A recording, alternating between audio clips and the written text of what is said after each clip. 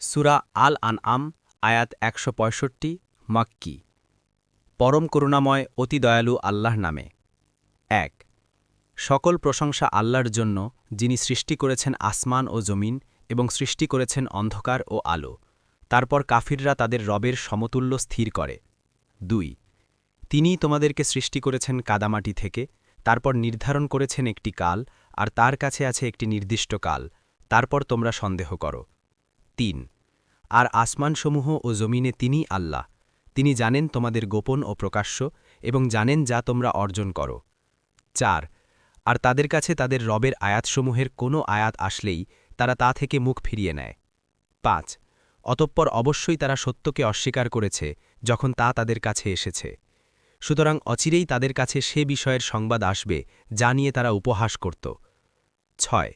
তারা কি দেখে না, আমি তাদের পূর্বে বহু প্রজন্মকে ধ্বংস করেছি, যাদেরকে জগিনে এমনভাবে প্রতিষ্ঠিত করেছিলাম যেভাবে তোমাদেরকে প্রতিষ্ঠিত করিনি, আর তাদের ওপর বৃষ্টি পাঠিয়েছিলাম মুষলধারে, এবং সৃষ্টি করেছিলাম নদীসমূহ যা তাদের নিচে প্রবাহিত হতো।